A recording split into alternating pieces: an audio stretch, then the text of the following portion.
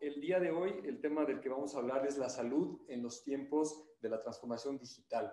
Este tema es muy interesante, sobre todo en nuestro país, porque en el tema de la industria de la salud, la tecnología está ayudando de manera muy significativa, tanto en la prevención como en el tratamiento de las enfermedades, a todas las personas que llegamos a tener algún problema eventualmente.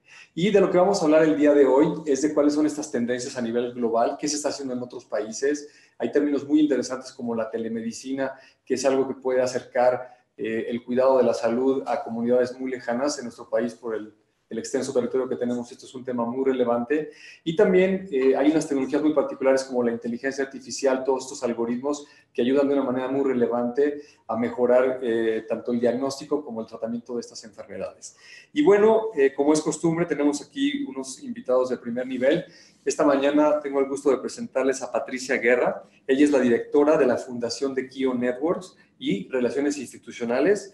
Ella lleva todos los programas de responsabilidad social y de comunicación y difusión dentro de Kio Networks, y durante su carrera ha tenido muchas iniciativas con un gran impacto en el tema social hacia muchas comunidades y específicamente se ha dedicado a temas de enfermedades cardiovasculares para la niñez mexicana y también en la prevención del cáncer de mama. Patricia fue directora general de la Fundación IMSS, donde tuvo un papel muy importante en la recaudación de recursos materiales y económicos para fortalecer la investigación y el uso de la tecnología médica. También posee dos licenciaturas, una en comunicación y otra en mercadotecnia, y tiene una maestría en mercadotecnia social. Cuenta con preparación académica también en políticas públicas de salud por parte de la Universidad de Harvard. Pati, muchísimas gracias por acompañarnos. Bienvenida. Hola, gracias. Buenos días, Bernardo, buenos días. Julián, y buenos días a todas las personas que están conectadas. Sí, he tenido el privilegio de estar siempre cerca del sistema de salud de nuestro país. El sistema de salud siempre es complejo, siempre exige cualquier cantidad de retos. Y en estos 5 años creo que ha sido relevante el tema de la tecnología dentro de la salud. El alcance al cual puedes llegar con una herramienta tan poderosa como la tecnología a comunidades rurales que están en lugares totalmente recónditos es impresionante. Inteligencia artificial hoy en día es algo que ha venido a sumar muchísimo, sobre todo, particularmente en el tema de cáncer de mama. Y creo que al final del día, si queremos verdaderamente tener un sistema de salud muchísimo más exitoso y eficiente, tiene que ser de la mano de la tecnología. Claro, sí, totalmente de acuerdo contigo. Bueno, pues bienvenida, Pati. Gracias. Y nuestro siguiente invitado es Julián Ríos. Él es el CEO y cofundador de una organización que se llama EVA. Es el creador de un brasier para la detección del cáncer de mama. Esta organización EVA tiene como misión empoderar a las personas para que tomen el control de su salud, sobre todo en el tema de la prevención. Y es un mexicano muy particular porque Julián es muy joven. De hecho, recibió la medalla presidencial por la innovación y la tecnología en 2017. En ese mismo año también se convirtió en el primer mexicano en recibir el Global Entrepreneur Award de la Organización de Emprendimiento Mundial, que es una de las más grandes en ese sentido. Y también Julián es uno de los únicos 2 mexicanos que forman parte del Thiel Fellowship, uno de los reconocimientos más importantes que se le da a estos jóvenes emprendedores que son menores de 23 años. La empresa que Julián fundó y representa, EVA, está reconocida como una de las 30 empresas más prometedoras en el sector de la salud. Esto lo dice la revista Forbes. Y también en el 2019 la revista INC nombra a EVA como una de las 50 compañías que están cambiando al mundo. Julián también ha sido profesor invitado de la Sociedad Médica Nacional de Estados Unidos en Harvard, en el MIT, en el Innovation Laboratory. Julián, bienvenido y muchísimas gracias por acompañarnos esta mañana. Gracias por tenerme aquí. Y mi perspectiva creo es un poco distinto a lo convencional al ser alguien tan joven y sin una carrera profesional. Yo salí de la universidad a los 17 años, me parece 18 años. Traigo creo que una perspectiva un poco más multidisciplinaria hacia el lado de emprendimiento en materia de salud. Pero ya veremos a lo largo de las preguntas qué temas tocaremos. Claro que sí. Sin lugar a duda, tu trayectoria es impresionante y creo que lo que estás haciendo por el tema de la salud es muy relevante y sin duda vas a enriquecer todo este webinar con todo lo que vamos aquí a comentar. Bueno, como ustedes saben, uno de los objetivos de QLS pues, es tener una interacción con todos ustedes que nos hacen el favor de acompañarnos en la audiencia. Y para ello, en la herramienta de Zoom, en la parte inferior, van a ver que tienen ahí una opción para preguntas y respuestas. Y vamos a iniciar ahorita con una encuesta, la cual dice así: ¿cuál de los siguientes avances tecnológicos relacionas más con la transformación digital en el sector del cuidado de la salud? Y en la pregunta vienen 5 opciones múltiples para que ustedes nos hagan favor de elegir la que más crean ustedes que es adecuada a lo que estamos ahí preguntando. Y mientras ustedes nos ayudan con sus respuestas, me gustaría recordarles esto que les decía de que en la parte inferior hay un botoncito en la herramienta para que nos manden sus preguntas. Vamos a dejar unos 10 o 15 minutos al final del webinar para que tanto Pati como Julián nos hagan favor de responder todas sus inquietudes. Y también hay una opción en la herramienta que se llama chat. Si quieren hacer un comentario con la audiencia o tienen alguna inquietud o algún problema técnico con la transmisión, nos pueden escribir ahí y la gente que nos acompaña aquí de QLS nos puede ayudar a revisarlo para que no haya ningún problema al respecto. Y bueno, parece que todavía no tenemos aquí respuestas. Déjenme ver si ya tengo aquí algunas. Vamos a dar unos minutos más entonces para que aparezcan. A ver, la pregunta decía, ¿cuál de los siguientes avances tecnológicos relacionas más con la transformación digital en el sector del cuidado de la salud? La pregunta, la opción de respuesta con más votos, tiene 38%, es telemedicina, asistencia médica a distancia a través de dispositivos digitales. O sea, la audiencia que nos acompaña el día de hoy piensa que esa es la más relevante. La segunda es el famoso IoT, el Internet o el IoTM, que es el Internet of Medical Things, que es el análisis de datos para autoasistencia y monitorización remota de la salud. En tercer lugar, las plataformas de automatización para gestionar procesos de atención médica. En cuarto lugar, centros de datos móviles para el intercambio de información médica a través del uso de la nube. Y el último, con un 5%, es gente que nos dice que no ha oído hablar de ninguno de estos términos. Pues bueno, sin lugar a duda, muy interesante todo lo que nuestra audiencia nos comparte y nos responde aquí. Y bueno, sin más, Pati, me gustaría empezar contigo, con la primera pregunta. ¿Cuáles son los principales desafíos que tú consideras que enfrenta actualmente el sector de la medicina en nuestro país, con la experiencia que tú tienes? Bueno, hay muchos.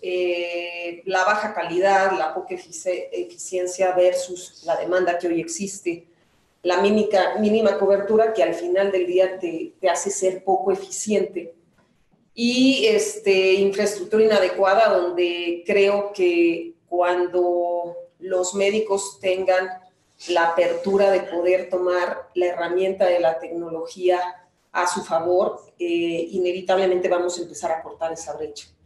Creo que esto es un cambio paulatino, que es un tema donde todos los médicos de este país tienen que tener en consciente que la tecnología lo que va a hacer es darle cualquier cantidad de herramientas y recursos para poder llegar a más gente. Y que la gente también empiece, los pacientes también empiecen a familiarizarse con dispositivos o que empiecen a tener mayor confianza en el tema de la tecnología, porque al final del día es lo que va a poder revertir el sistema de salud de este país. Claro. Es una locura. Hay una institución pública que tiene más de 70 millones de derechohabientes. Para poder llegar a 70 millones de derechohabientes, no veo otro camino que no sea a través de la tecnología. Y con ayuda. Con ayuda de la tecnología, que al final del día le exige a todas las personas que están de este lado, pues tener una mayor apertura, ¿no? Claro. ¿Tú consideras que los médicos, particularmente en México, son reacios a la tecnología o en general la adoptan? ¿Cuál es tu experiencia? Pues mira, hoy por hoy hay casos de éxito de los médicos que no son renuentes. Hay muchos tabús como en muchos temas donde muchas veces la creencia, que creo que es una creencia que nos está limitando como sociedad y como países, que viene a suplir a los médicos. La tecnología y todas estas herramientas no vienen a suplir a los médicos. Vienen a empoderar, vienen a facilitar y vienen a abrir un camino y una brecha que nos exige hoy como país tenerlo en el consciente y empezar a caminar hacia allá. Claro, sí, eso es muy, muy cierto. Y sobre todo cuando hablas de esas tecnologías más nuevas, de última generación, como la inteligencia artificial, lo primero que le preocupa a la mayoría de la gente es el reemplazo del ser humano por estos algoritmos y máquinas, ¿no? Y la verdad es que yo creo que en el sector de la salud en particular es donde más se nota cómo complementa la función de un médico o un prestador de servicios de salud para poder llegar a más personas, ¿no? O hacerlo de una manera más rápida o más eficiente. Y creo que estamos muy lejos de que estemos hablando de reemplazar a los médicos o a los prestadores de la salud, ¿no?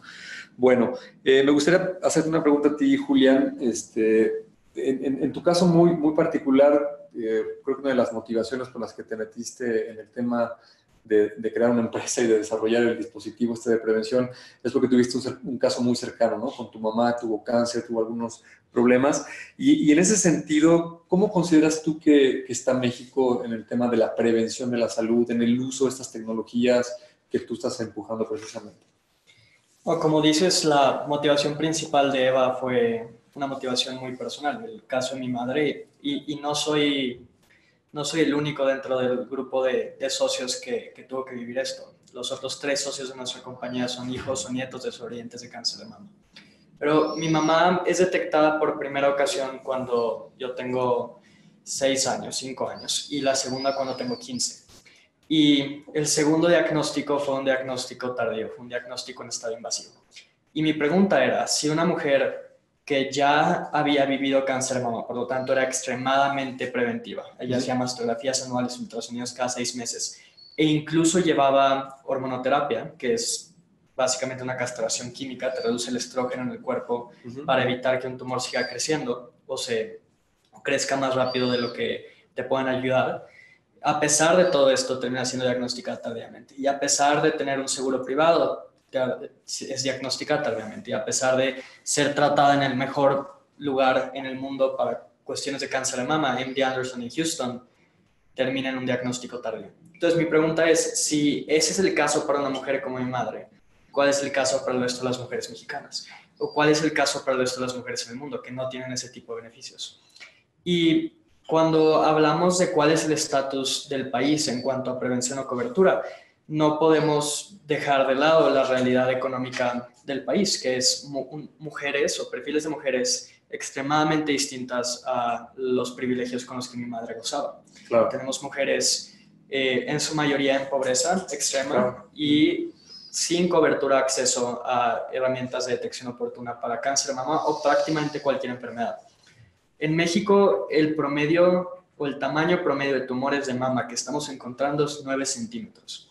Eso significa, dado que un tumor crece, se doble en tamaño cada 100 días, que una mujer cuando la diagnostican con cáncer de mama, en promedio, ya lleva 5 años desarrollando la enfermedad. Sí. Entonces, no podemos decir que México está en un buen estatus o bien parado en cuanto a prevención, porque no es el caso. Estamos teniendo un sistema de salud que está haciendo frente a situaciones reactivas, a diagnósticos tardíos que incurren en más costos, en más gastos, menos sobrevida para la paciente.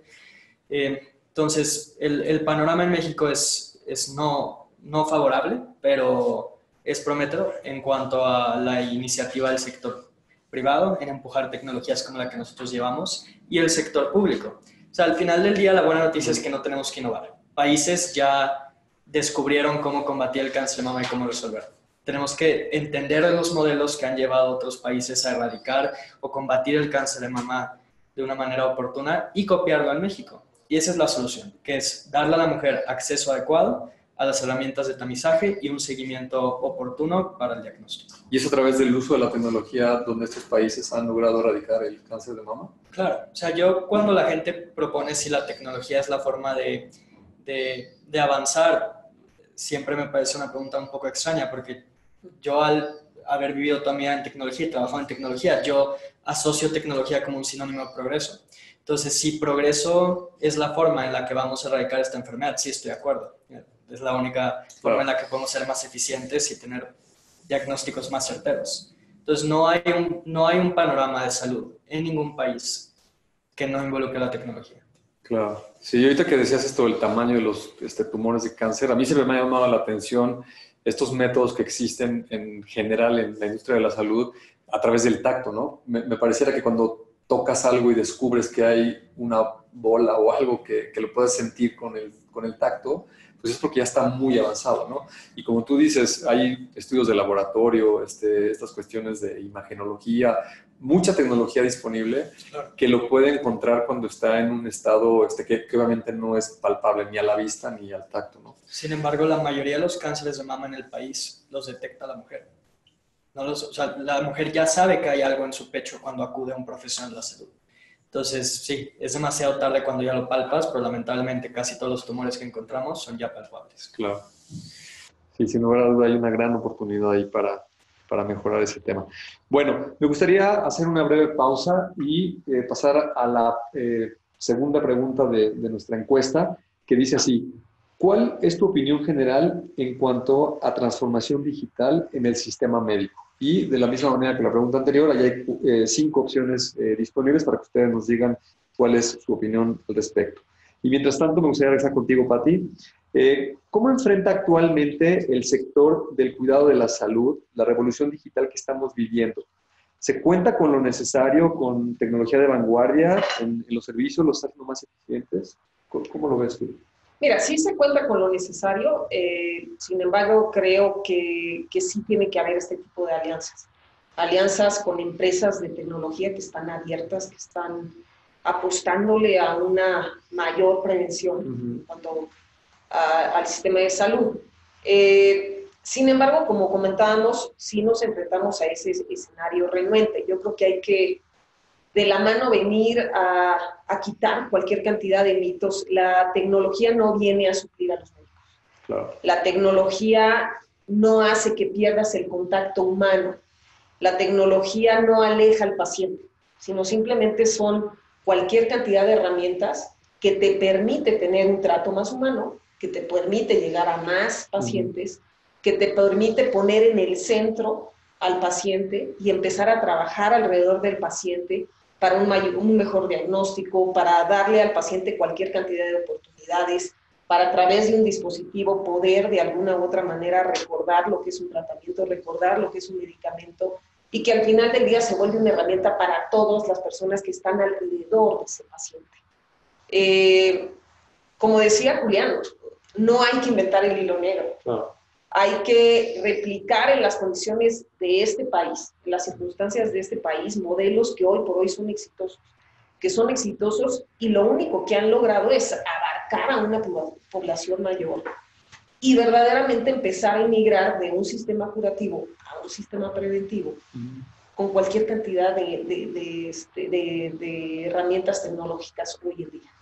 Sí, claro, porque hace mucho más sentido, ¿no? Enfocar los esfuerzos y la implementación de la tecnología en el tema de la prevención, ¿no? Simplemente por costos, molestias a los pacientes, es mucho más conveniente ser preventivo que reactivo una vez que ya tienes la enfermedad y el problema encima, ¿no? Correcto, el tema de acceso es una locura. En el tema particular de cáncer de mama, hoy por hoy a través de la tecnología puedes llegar a comunidades rurales y empezar a hacer pesquisa. No necesitas llevar una unidad móvil, claro. No necesitas acercar a toda esa comunidad a un centro de salud, sino con la tecnología hoy por hoy puedes detectar cuáles son los casos que tienen alguna urgencia y entonces acercar a un grupo de esas personas a una institución de salud, o inclusive ya hay lectura de mastografías remotamente con expertos que están en un lugar específico, no necesariamente en México, en cualquier lado del mundo, y eso es a través de la tecnología. Claro, sí, como decía hace ratito, es una gran oportunidad para este sector el uso de toda esta tecnología. Bueno, me gustaría leer cuáles fueron las respuestas que nos dio nuestro auditorio con respecto a la pregunta de ¿cuál es tu opinión general en cuanto a transformación digital en el sistema médico? La respuesta, que tiene un 63%, es: como en cualquier otra industria moderna, es fundamental no solo para ofrecer un mejor servicio, sino para optimizar la toma de decisiones y mejorar los protocolos médicos. La que tiene 26% es necesaria para atender a una población cuyos hábitos de consumo han cambiado y demanda una atención cada vez más personalizada. Con 9% supone tan solo un modelo más eficiente para abarcar a un número cada vez mayor de población que requiere este tipo de servicios. 2% no cuento con los conocimientos necesarios para formular una opinión al respecto, y con 1% alguien que piensa que no es tan indispensable en el campo de la medicina nada podrá suplir el trabajo ni el diagnóstico humano emitido por personal especializado. Bueno, pues sin lugar a duda, muy interesante lo que nos comentan nuestros amigos de la audiencia. Y bueno, me gustaría regresar contigo, Julián, con este tema de la digitalización. Lo que tú estás haciendo particularmente pues, es un dispositivo médico, entiendo que es preventivo. Y en el tema, digamos que la digitalización en global, ¿tú cómo lo ves en el sector de la salud? El sector de la salud es muy grande, tiene muchos actores, están obviamente los médicos, los hospitales, las farmacias, los laboratorios, muchos prestadores de servicio. ¿Cuál es tu perspectiva en ese sentido en cuanto al uso de las tecnologías para digitalizar todo este sector? Pues yo creo que el progreso no se hace a base de democracia, se hace a base de decisiones firmes que a veces son controvertidas. Entonces sabemos hoy en día que más personas mueren al año por malpraxis médica que por ningún otro tipo de cáncer. Entonces hay más humanos en la profesión médica matando a otros humanos por errores que por ningún otro tipo de patología, ya sea cáncer de mama o diabetes o enfermedades cardiovasculares. Entonces, si hacemos un argumento muy pragmático, la tecnología es una forma en la que estamos mitigando la muerte de personas por medio de la falibilidad humana y el error humano. Claro. Y eso no es una decisión que se debe, vaya, el enforzar la tecnología no es una decisión que se debe tomar ir al preguntarle a un médico y decirle, oiga, ¿usted le gustaría adoptar esta nueva tecnología que va a reducir mortalidad? No, porque no podemos esperar a que las cosas cambien y los médicos adopten nuevas cosas mientras sigue habiendo una gran cantidad de mexicanos y mexicanas y ciudadanos a nivel global que están muriendo por ineficiencia del sector mismo. Entonces, la tecnología no solamente creo que es algo que tiene que tomar su curso paulatino y ser adoptado por los médicos, sino que en ocasiones, cuando se tiene la evidencia sólida detrás del mismo y los permisos sanitarios adecuados, tiene que ser enforzado en algunas situaciones, porque es por el bien común y nos debería importar poco lo que instituciones o lo que actores individuales dicen, porque al final del día lo que nos importa es salvar vidas y todo lo demás no tiene mucha importancia. Entonces, la digitalización, si lo hablamos ya más en el punto de vista de llevar al mundo electrónico todos los registros que hay de pacientes o incluso sus resultados, pues tarde o temprano vamos a tener que transicionar a ello. Felicia Naul, una doctora en economía que ha llevado toda su vida en cuanto a investigación de cáncer de mama y política económica en salud, argumenta algo con lo que estoy completamente de acuerdo. ¿Cuál es la forma menos invasiva de evaluar a una paciente? Su historial clínico. O sea, el historial clínico es la herramienta número uno que debemos utilizar cuando nos enfrentamos a un caso médico. Y lamentablemente, gran parte de las mujeres mexicanas y gran parte de las mujeres que están en países en vías de desarrollo no cuentan con un buen historial clínico. Entonces, en ocasiones estamos nosotros inventando o prediciendo sin tener toda la información que necesitamos, que es el historial clínico de la paciente y es la forma menos invasiva de tratarla. Ver sus antecedentes, ver cuáles son las patologías que ella ya tiene y cómo es que pueden anteceder con nuestro diagnóstico, etc. Entonces, esta digitalización de toda la información de una paciente, más, de nuevo, el enforzar tecnologías que sabemos tienen una utilidad para reducir la mortalidad de cualquier enfermedad en el mundo, es la forma más segura que tenemos a continuar haciendo progreso y evitar muertes por falibilidad humana, evitar muertes por malpraxis, por falta de objetividad en el sistema médico. O por no tener la información, ¿no? Entiendo que esto que dices del historial médico, pues al final del día es contar con la información a tiempo de una persona que puede tener un riesgo o que puede tener algunos ya síntomas o está presentando algún cuadro, que en el tema de la medicina pues es muy claro que entre más a tiempo lo detectes, pues mejor va a ser la posibilidad de que esa persona se recupere, como decía yo hace rato, menos tiempos, menos costos, todo es mucho más eficiente.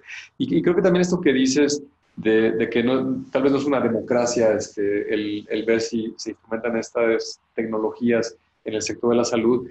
Creo que este tipo de webinars, eso es lo que buscan con la gente de la audiencia, ¿no? Que podamos bajar esta información, este conocimiento, que la gente se interese por el tema, que cada uno empiece a leer si alguien trabaja en alguno de estos sectores o prestadores de servicio en el tema de la salud, se documente, vea lo que está pasando en otros países. Creo que también eso es muy importante Me llama la atención lo que dices, que ya hay países desarrollados donde se está erradicando, en particular, el cáncer de mama.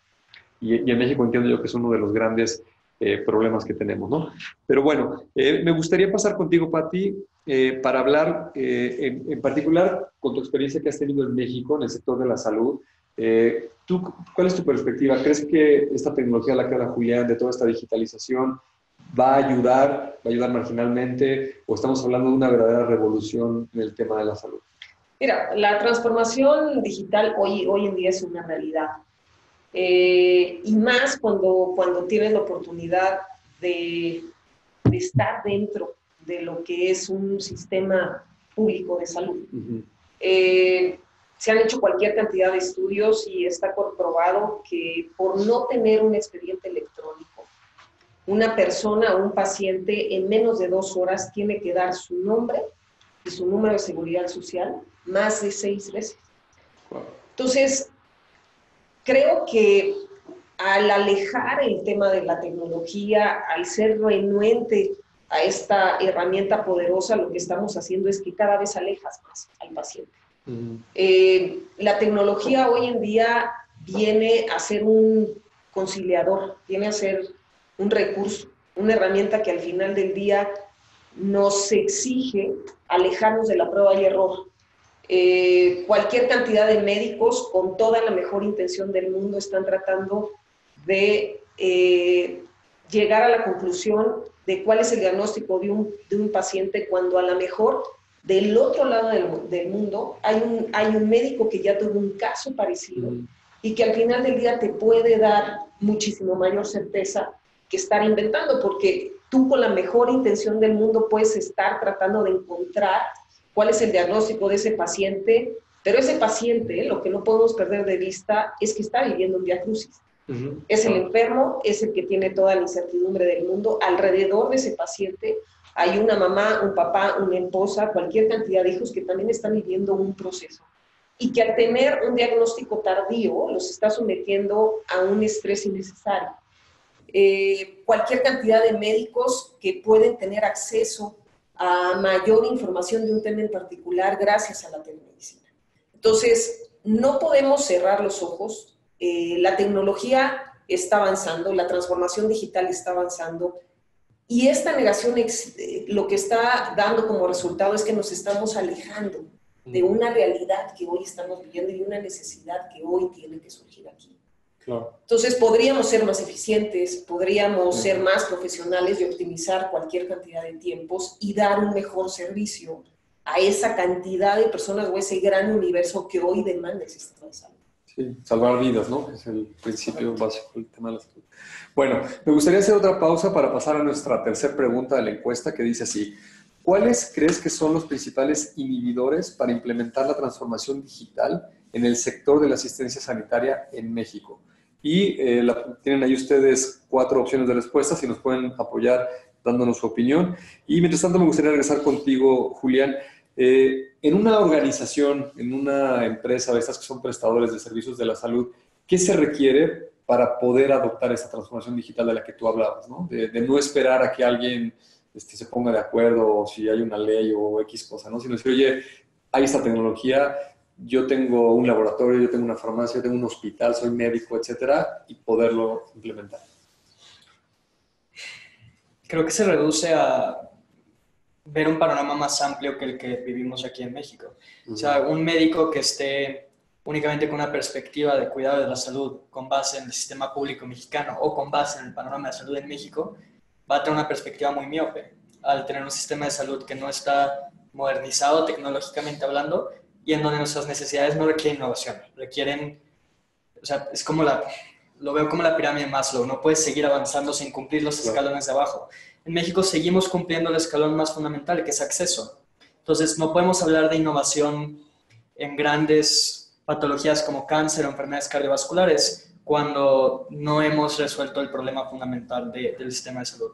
Entonces, mi recomendación para cualquier organización, compañía que sea médica o de carácter en salud, es, uno, el darse cuenta que tienen un compromiso extraordinario con sus pacientes y deberían adoptar principios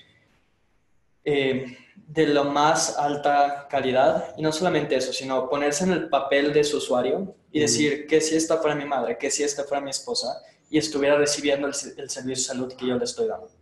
Y dos, el no utilizar tecnologías simplemente que circulan en México o que les fueron enseñadas en su universidad hace 60 o 40 años, sino en estar constantemente envolviéndose en la literatura académica, en ver qué otras técnicas y qué otros procedimientos se están haciendo en países en vías de desarrollo en mejor posición como lo es Brasil, por ejemplo, o en países desarrollados como Estados Unidos, y tratar de llevar esta tecnología a México. Si la innovación no va a venir del sistema público, que venga del sistema privado, y empujemos a que los usuarios sean exigentes, los pacientes sean exigentes y exijan del sector público lo que merecen, que es un trato de buena calidad, con tecnología moderna, sin ineficiencias, etc. Sí, me parece, sin lugar a duda, que es muy, muy necesario hacer todo eso. Bueno, me gustaría leer las respuestas de nuestra audiencia. Les recuerdo, la pregunta es: ¿cuáles crees que son los principales inhibidores para implementar la transformación digital en el sector de la asistencia sanitaria en México? Hay dos respuestas que tienen el mismo número, 33%. La inversión en tecnología en este sector es de las más bajas, y esa es la razón por la que nuestro país aún no está preparado para implementar tecnología médica de vanguardia. También con 33% existe un desconocimiento profundo acerca de las nuevas tecnologías médicas y falta de personal especializado para su manejo óptimo. Con un 20% es un sector sumamente regulado y es muy difícil implementar cualquier tecnología que implique no solo un cambio de procesos, sino también de cultura. Y con un 14%, los tomadores de decisiones en el sector salud ven con cierto recelo los avances tecnológicos y suelen confiar principalmente en el potencial humano. Creen que con la digitalización la medicina pierde valor y se vuelve algo impersonal, lo cual estamos diciendo que no es así, ¿no? Es exactamente todo lo contrario. Bueno, y Pati, me gustaría, con tu experiencia que has tenido en todo el sector de la salud, que nos mencionaras algunos ejemplos, algunos casos en México donde se ha implementado tecnología, en qué partes específicamente de toda la cadena del sector salud, si nos puedes compartir algunos casos que tú hayas visto de primera mano. Ok, bueno, yo creo que el primero es telemedicina. La institución de salud pública más grande de Latinoamérica, gracias a la apertura que tuvo en el tema de telemedicina, hoy por hoy hay 2 casos de éxito de poder llegar a muchísimo más médicos, muchísimo más residentes y brindarles herramientas que al final del día van a lograr ser más profesionales de la salud. Centros de datos móviles, inevitablemente la capacidad de poder almacenar cualquier cantidad de información y tener procesos muchísimo más rápidos, muchísimo más avanzados, es con esta herramienta.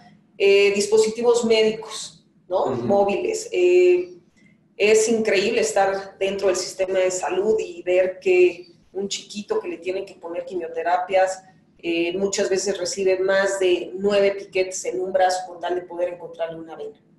Hoy existe cualquier cantidad de tecnología que a través de un foco infrarrojo logras detectar la vena en la cual tiene que ir esa quimioterapia, y al final del día vuelves a poner en el centro al paciente. Claro. Y bueno, blockchain. Blockchain es una tecnología que es increíble, te da la posibilidad de tener una trazabilidad de medicamentos en esta institución de salud, que es la más grande de Latinoamérica, que tiene más de 70 millones de derechohabientes al final del día. Logró implementar en el tema de medicamentos controlados esta herramienta y logró eficientar costos, logró eficientar un seguimiento puntual de cada medicamento, eficientar los inventarios, y al final del día pues, se traduce un mejor servicio, ¿no? Y un mayor acceso por parte de los derechohabientes.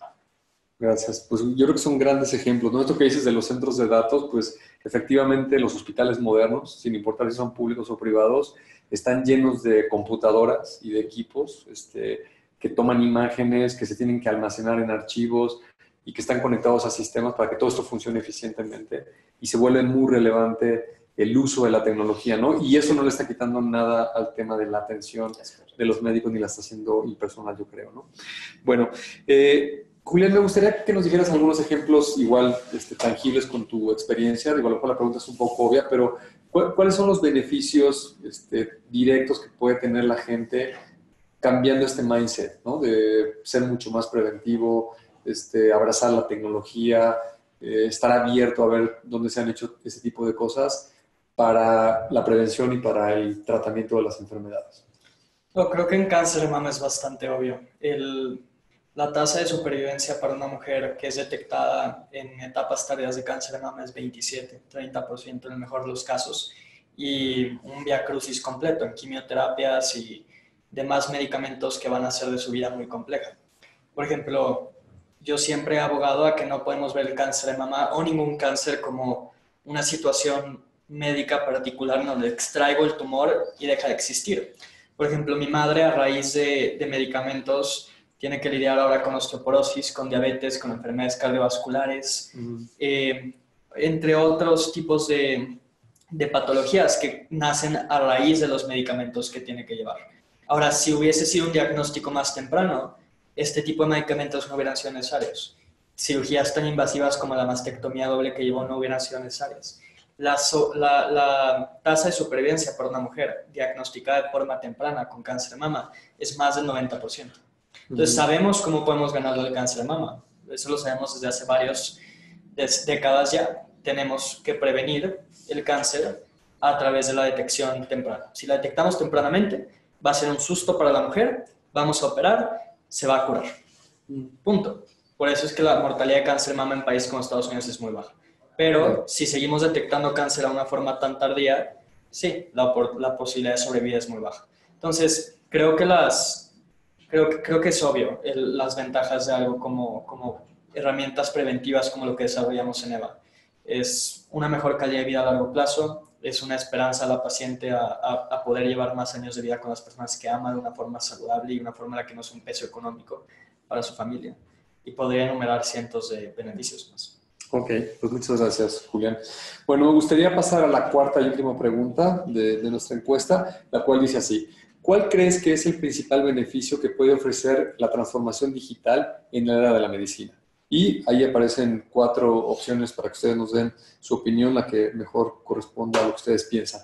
Y me gustaría regresar contigo, Patti. ¿Cómo se ha integrado el concepto de la transformación digital en el ámbito médico actual en el país particularmente? ¿Nos puedes compartir algunos ejemplos o casos? Bueno, sí, se ha logrado integrar cuando existe la apertura de vida. Al final del día, creo que cuando existe la apertura, al final del día puedes adoptar cualquier cantidad de soluciones que hoy existen.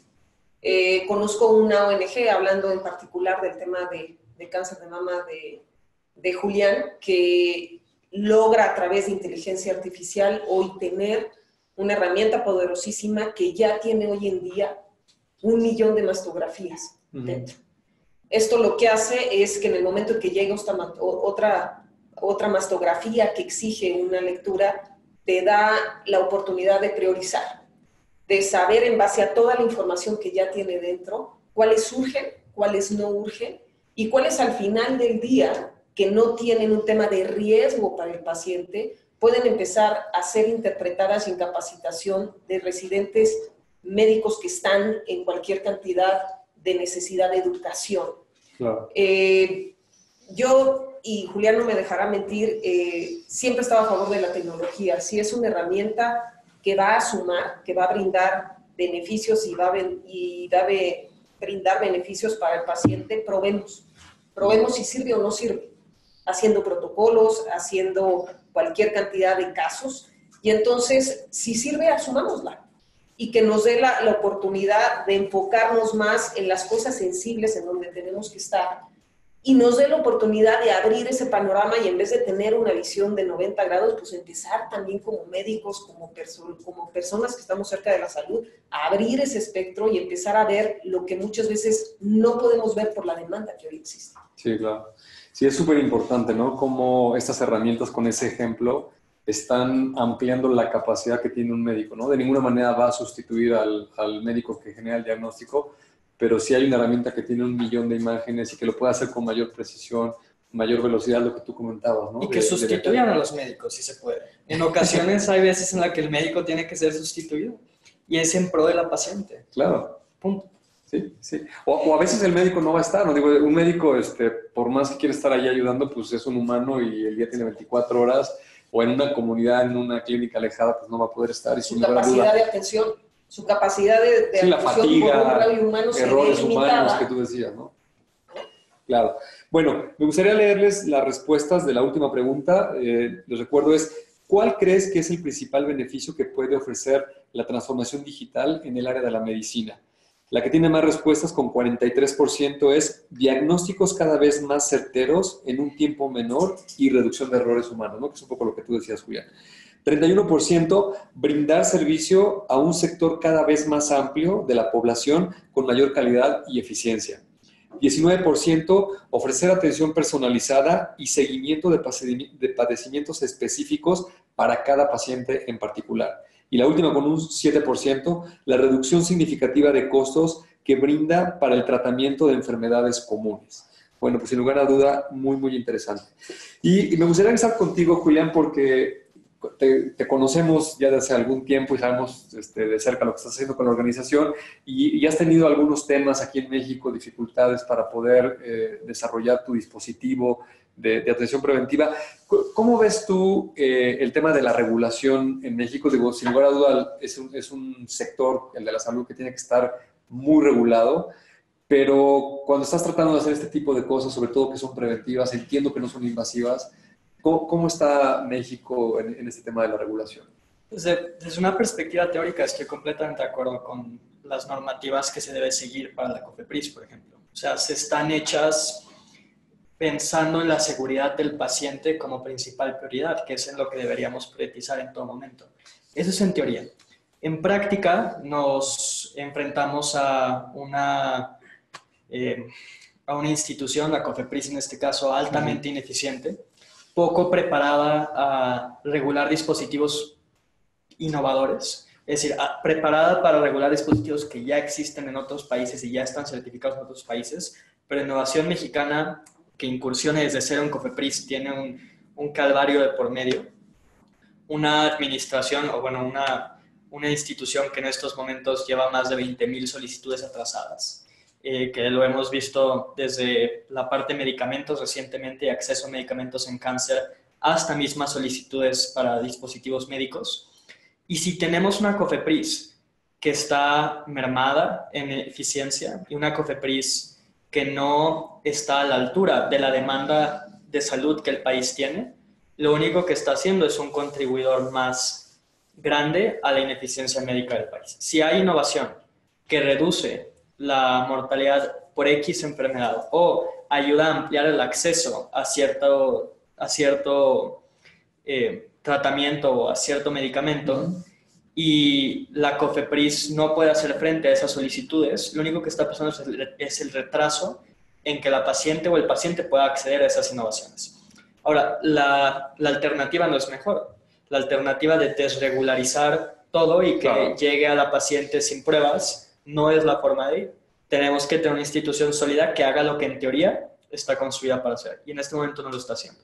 Y lamentablemente eso genera que México no sea el lugar ideal para el emprendimiento en salud desde un punto de vista comercial. Desde un punto de vista de investigación, hay más apertura, hay instituciones grandes con un gran flujo de pacientes a las cuales se pueden acceder, aunque bueno, ya luego podemos hablar sobre las barreras que hay en emprendimientos dentro del sistema de salud para hacer protocolos de investigación, pero desde un punto de vista comercial, México lamentablemente está en una situación compleja para el ámbito médico. Ok, entiendo que el fondo es un tema de agilidad, ¿no? Es ver cómo agilizas esos protocolos que son necesarios para este tipo de dispositivos. Eficiencia. Y que puedan llegar lo más pronto posible a quien los necesita, que son estas pacientes que cuentan con una ventana de tiempo pequeña para salvar su vida, ¿no? Que sí, es muy, muy relevante. Bueno, Pati, me gustaría preguntarte, ¿cuáles son las opciones que existen actualmente para integrar este tipo de soluciones en las organizaciones enfocadas a la asistencia sanitaria? Bueno, la opción al final del día se reduce a tecnología. Lograr tener una plataforma propia en vez de tercerizar, tener un trato muchísimo más directo con el paciente a través de un expediente electrónico. Hoy por hoy existen instituciones, bueno, hay una institución que da 500,000 consultas al día. Dar 500,000 consultas al día, de entrada te puedo decir que lo único que hace es alejar al paciente. No hay forma con la plataforma de médicos que hoy existe, de poder tener el tiempo y dedicarle ni siquiera 8 minutos a cada paciente. Si yo logro tener una herramienta la cual antes de que entre el paciente yo puedo leer una historia clínica, me puede mostrar algunas alertas y focos rojos y decirme exactamente a qué viene ese paciente, puedo tener un trato más humano. Todos estos mitos, todos estos tabús que existen de la tecnología, que aleja al paciente, que quita este trato humano, es al revés. Te da el tiempo, te da la manera, te da la capacidad de enfocar tu atención en ese trato humano, en lo que verdaderamente necesita el paciente y al final del día ser más eficiente. Ser más eficiente significa mejores diagnósticos. Ser más eficiente significa tener un trato humano. Ser más eficiente, dar un diagnóstico certero, evitar esos gaps y pérdidas de tiempo que existe. Deja tú para un diagnóstico, para generar una cita en un sistema de salud. Entonces, si logramos empezar a cortar esa brecha en diferentes temas que en el camino que vive todo un paciente en un sistema de salud, vamos a empezar a caminar hacia un sistema de salud eficiente. Siempre de la mano de la tecnología, no veo otra manera. Es una manera de ser eficiente, de ser ágil, de poder cumplir con el objetivo, pues es con tecnología sí o sí, si no va a ser muy complicado y muy difícil porque es un tema de volumen, ¿no? Que está sobrepasado claramente, ¿no? Bueno, Julián, me gustaría hacerte una pregunta referente más al tema de la tecnología. Lo que pasa casi en todas las industrias es que todos estos desarrollos innovadores, las personas al principio pensamos que van a estar muy pronto con nosotros, con los coches que se manejan solos, o que vuelan, ese tipo de cosas, y en realidad pues, las tecnologías a veces tardan 10 o más años en poderse implementar, ¿no?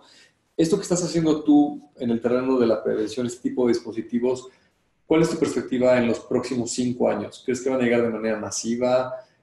¿Van a estar más en el sector privado? ¿Van a tener estas dificultades para implementarse? ¿Cómo lo ves tú? ¿Cuál es tu visión? Bueno, desde la perspectiva de cómo es que el futuro nos ha defraudado, hay una frase que me gusta de Peter Thiel que dice: nos prometieron autos voladores y terminamos con Twitter.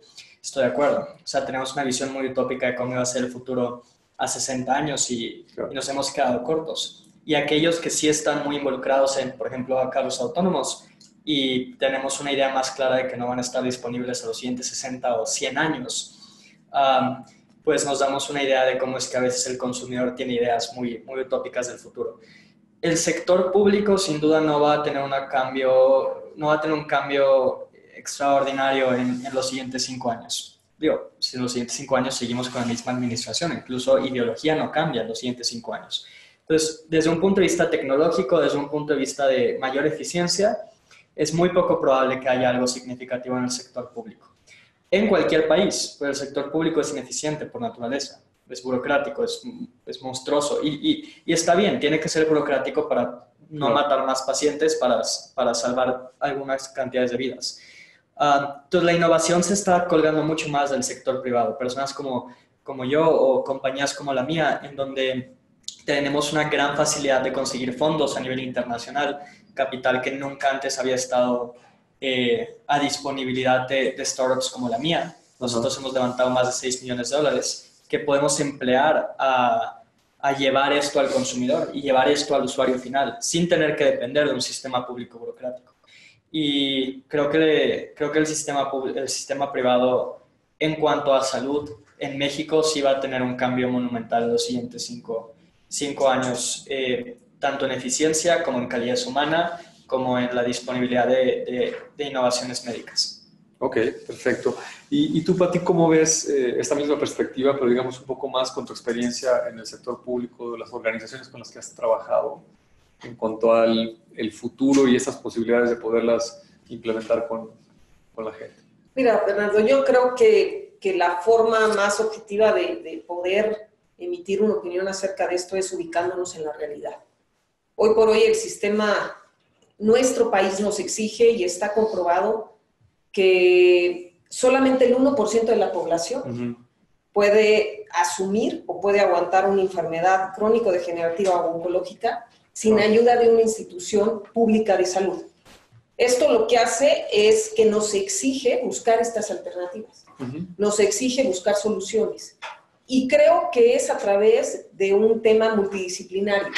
Tener a todos estos innovadores, como es el caso de Julián y muchos otros que conozco, que al encontrar cualquier cantidad de trabas en el sistema de salud público de este país, deciden posiblemente o los orillamos a emigrar a otros países y eso significa una fuga de talentos.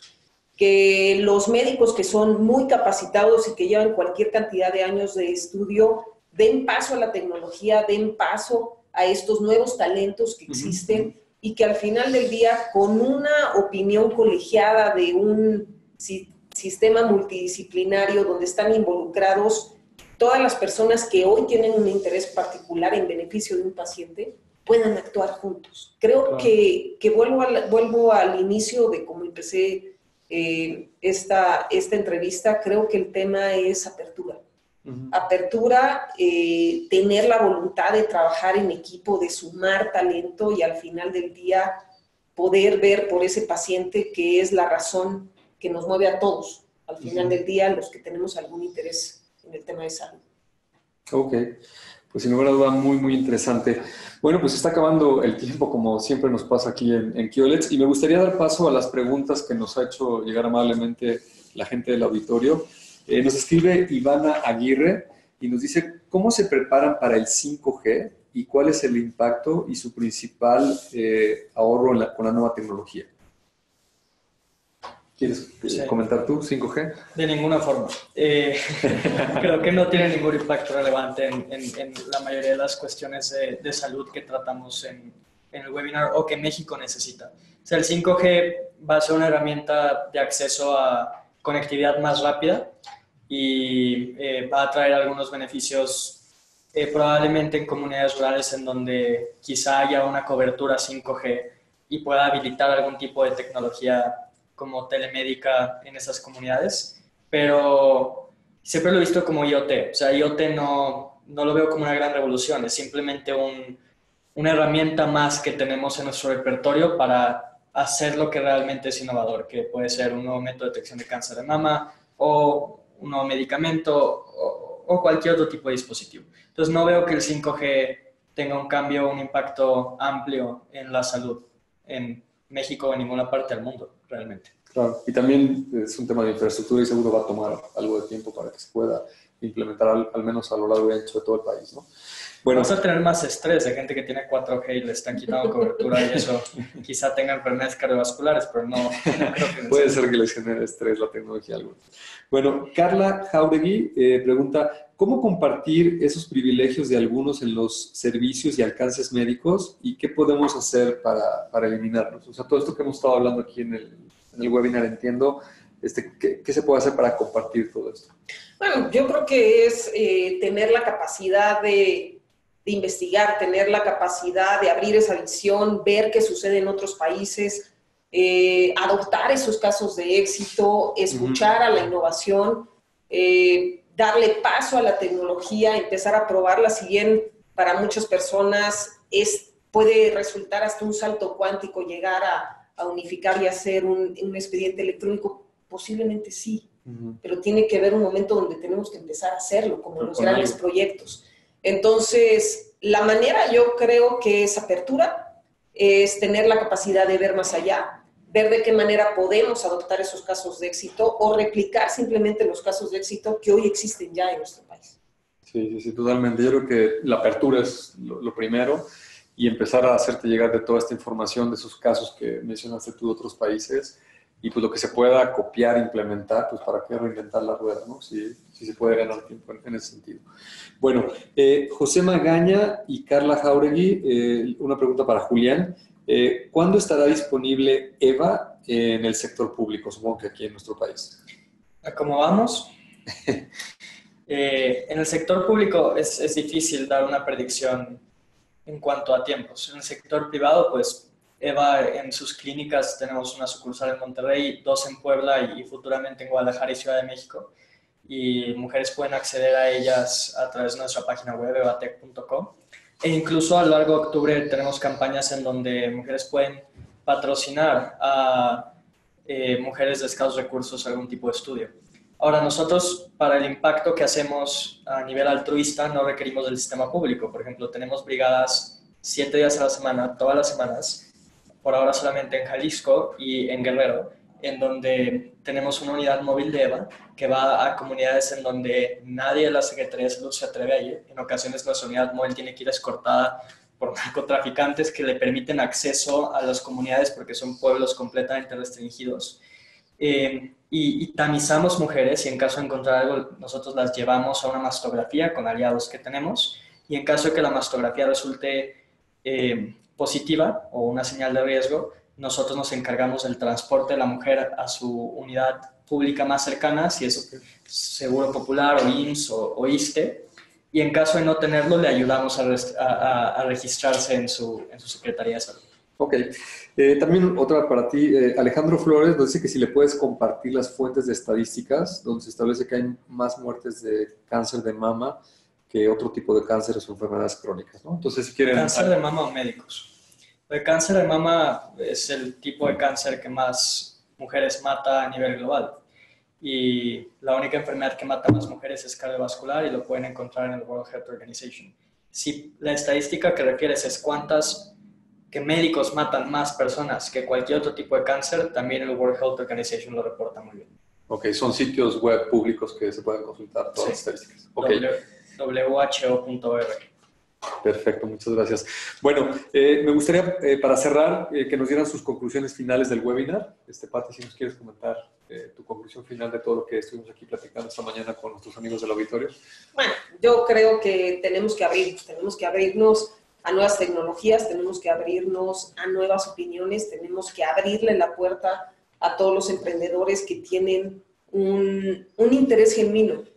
En particular, el caso de Julián en el tema de cáncer de mama por una experiencia previa, pero hay muchos en el sistema de salud tratando de evidenciar cosas, de dar soluciones, y creo que nos exige hoy como país, por la demanda que existe, abrirnos, escucharlos, hacer cualquier cantidad de esfuerzos multidisciplinarios donde tenemos que sumar gente joven, sumar gente con experiencia, sumar siempre de la mano de la tecnología para poder llegar a más y poner al paciente en el centro. Yo la verdad es que agradezco y valoro mucho todos estos foros o webinars porque al final del día nos hacen tener una visión más amplia. Claro. Más amplia del tema y también nos exigen salirnos de una zona de confort y movernos un poquito del lugar. Sin lugar a duda. Julián, tus conclusiones. Pues yo abogo a que el pueblo tome las armas, en pocas palabras. O sea, creo que tenemos que ser como pacientes, como usuarios, extraordinariamente exigentes de nuestros servidores públicos y de nuestro sistema de salud público. Y no tenemos que dejarnos torcer la mano porque así son las cosas y así es como funciona el país. Tenemos derecho a un sistema de salud público que nos dé todos los servicios a los cuales la ley nos da el beneficio y tenemos que exigirlo. Entonces, con usuarios y pacientes extremadamente exigentes, tanto en el sector privado como público, y una apertura de médicos a darse cuenta que el no adoptar tecnologías, que el quedarse atrás tanto en educación como en adopción, es poner en riesgo la vida de los pacientes que juraron en su juramento hipocrático a proteger. Y si fallan a eso, están fallando, en mi opinión, a la moral. Claro. Sin lugar a duda, interesante, Julián, tu punto de vista. Es gente joven. Julián tiene 20 años. Empezó en esto con la empresa y la innovación y el dispositivo a los 16. Sin lugar a dudas, es parte de lo que necesita este país. Gente joven que está empujando con sangre nueva. Y bueno, se nos termina el tiempo, como siempre. Les recuerdo que durante el día les vamos a llegar un correo donde les vamos a mandar una infografía y un white paper con mucha de la información que tocamos este día. Creo que hay muchos datos muy, muy interesantes. Les recuerdo que el próximo martes, 29 de octubre, vamos a tener nuestro siguiente webinar. Vamos a hablar sobre la digitalización de la banca, otro tema súper apasionante. México es uno de los pocos países que tiene tiene una ley fintech, se lanzó el año pasado, a principios, se sacaron las leyes secundarias a principios de este 2019 y justo el 25 de septiembre se cumple el plazo para que las organizaciones tradicionales financieras adopten todas estas cuestiones relacionadas con fintech. Entonces va a estar buenísimo, no se lo pierdan.